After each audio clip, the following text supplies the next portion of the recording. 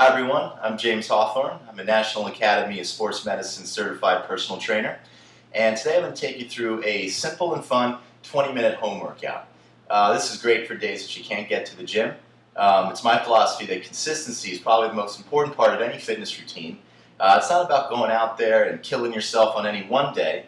It's about getting out and doing something that you enjoy every day. In 20 minutes, is enough to get your heart going and kick your metabolism into high gear, which is an important part of any weight loss or strength plan. Most importantly, fitness should be fun. It shouldn't be a part of your daily routine. It should really be more of a break from it, kind of like when we had recess as kids. So with that in mind, I'm going to take you through a very simple 20-minute home workout. It works all the major muscle groups, and it's simple because you don't need any other outside equipment in order to do these exercises. Along the way, I'm going to show you a few different variations of those exercises, ways to make them easier and ways to progress them harder, as well as some simple variations. I'm sure that you've heard other fitness instructors talk about engaging the core, and that's a very important thing to do for every exercise, but it's important that you do it the right way. So we're going to also focus a lot on that during our simple exercise routine. First thing that we're going to do, though, is we're going to get a little warm-up in. It's really important to get the blood flowing and get your heart rate up. That way it kind of helps loosen up your muscles, get blood and oxygen to them, and reduces the chance of injury so that you have a better workout. So the first thing we're going to do is we're going to jog in place for about 5 minutes. Warm-up should be 5 to 10 minutes in length, enough to break a sweat, but not so much that you're out of breath and exhausted for your workout. So 5 minutes to jogging in place, it's going to look like this, okay? Now after 5 minutes to jogging in place, I want you to go ahead and do some high knees. These are a little more aggressive and will help get your heart rate going a little faster. So I want you to do 60 seconds of high knees, which is going to look like this. So we're really working on getting those knees up and staying on the balls of our feet. The last thing that we're going to do is 60 seconds of jumping jacks, also focusing on staying on the balls of your feet. That'll also help engage your calf muscles and act as the first exercise of our routine as well. Jumping jacks will look like this. Good. So once you've done your warm-up, why don't you take a few deep breaths. Also important to take a sip of water. Maybe you have a bottle of water nearby. Very important to be hydrated before your workout, during, and especially after. First exercise we're going to do is the lunge. Lunge is great for your lower body, for your glutes, for your quads, for your hamstrings. So I'm going to give you a side angle so you can see what I'm doing. Essentially, you're going to take one giant step forward, and you're going to go down until your back knee gently touches the ground. Then you're going to come back up. You're going to switch legs. Okay? Now my arms are out in front of me for stability, and also because one way to make this exercise harder is by adding weights. Now the trick on this is to keep your core engaged, like I talked about earlier. The way to do that is to draw your navel, your belly button, into your spine. Engaging the core is not simply flexing your abs or sucking in your gut. It's using these muscles right here to draw your navel into your spine and to keep your glutes, your quads, your lower back firm and contracted. The importance of this in the lunge is so that you don't end up bending too far forward, and also so that you don't bend too far back like this. You want to keep your spinal column straight, and you want to stay stacked. Shoulders over your waist, over your knees. So once again, the lunge, forward, let the knee tap, and back.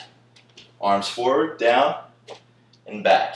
And what you're going for here is you're going for your knee to be positioned over the tops of your feet. You don't want to be too far forward that puts strain on the knee, or if you're too far back, you're probably taking too big of a step.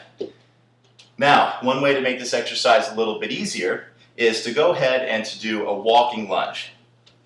So instead of going forward and back, you'll simply go forward across the space. Okay? And one way to make it harder is to do side lunges or around the clock lunges, where you lunge forward, come back, diagonally, and then to the side. Now this variation of the lunge is great for opening up your hips as long as you keep your back toe pointing forward. The next exercise that we're going to do is we're going to go ahead and we're going to do the push-up. Yes, the classic push-up. It's a great upper body workout. So with the push-up, it's very important to keep your body straight from the back of your head to your heels. You want to be able to draw a straight line. You don't want your butt high up in the air, and you don't want your butt sagging.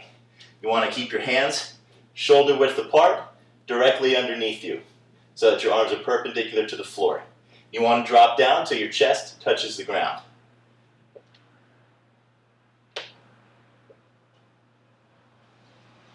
Way to make it harder is on the way down, you go slow, and once you get down, you push up rather explosively. That's the way to add intensity to your push-ups. So you might be asking, how many of these do you do? Well, I like having you do as many as you can do with perfect form. Now, there's no sense doing anything and starting bad habits, so you want to do as many as you can with perfect form, and then take a rest and move on to the next exercise. If you want to do more, you can always come back through the routine and do a second set. Now, one way to make the push-up easier is to do what's called an incline push-up.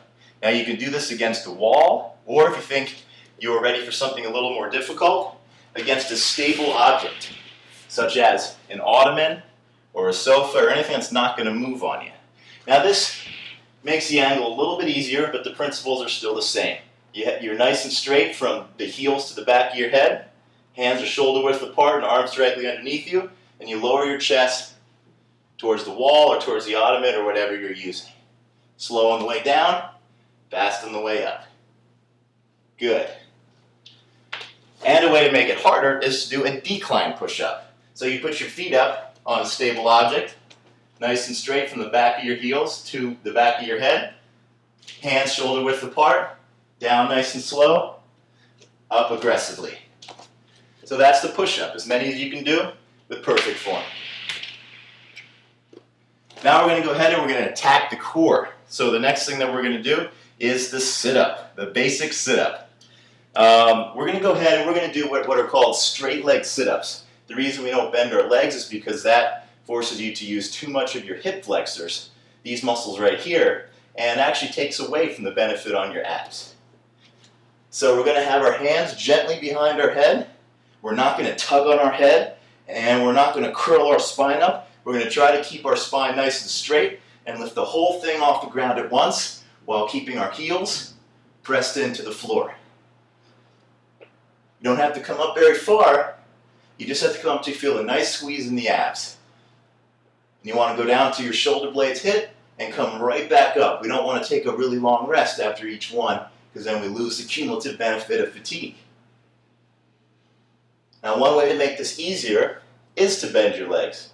If doing the straight leg sit-ups are a little hard for you, or you feel like you can't really get off the ground, then go ahead and keep your feet flat on the floor, knees bent, and raise. Keeping your hands nice and loose behind your head, not tugging on your head.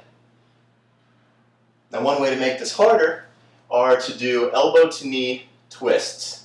So in this one, you have your hands behind your head again, and you're going to keep your head off the ground, and you're going to alternate right elbow to left knee, left elbow to right knee, back and forth, keeping your torso stable off the ground. Good. So after doing your abs, we're going to move to our lower back, and we're going to do some back extensions. Now, the important thing with back extensions is not to overextend. The range of motion is going to be very small. So we're going to start by tightening our glutes. By tightening your glutes to right here, that's going to take some of the strain off your lower back and allow you to isolate. So hands behind your head, tighten your glutes, pressing your quadriceps, your upper thigh into the floor, and raise. Raise. And to make this a little bit easier, if that's difficult for you, is to alternate. Your right arm and left leg you're going to raise, and then your left arm and your right leg you're going to raise. And that'll look like this.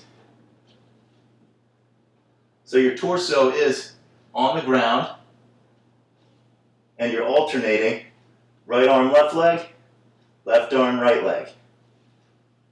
Once again, as many as you can with perfect form. A way to make it harder is to do the back extension with the twist. Tighten your glutes to stabilize your core, draw your navel into your spine. Go ahead and bring your head up, twist, left and right. Twist, left and right, and down. So very good, guys. Those 4 exercises are fantastic for working all the major muscle groups of your body. If you want more of a challenge, you can run through the routine 2 or 3 times to get in 2 or 3 sets, like a circuit, making sure you get plenty of water in between. After we're done with all that, we want to go ahead and we want to do a cool down. It's very important that you take some time to do some marching in place, let your heart rate come down before you just go on with the rest of your day. After doing some marching for a few minutes, you want to go ahead and stretch out anything that's sore or achy so that you feel good the next day. So first thing we're going to do is a shoulder stretch. Shoulder stretch will be great for loosening up those arms after the push-ups. And it's important that you hold each stretch for 30 to 45 seconds. Each time you exhale, you want to go ahead and see if you can deepen the stretch a little bit. Stretching should never be painful, always relaxing.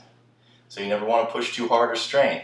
Each time you exhale, see if you can deepen the stretch just a little bit.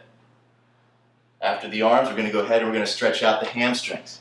For people that spend a lot of the day sitting, their hamstrings get really tight, which can cause low back pain. So very important to keep your hamstrings loose.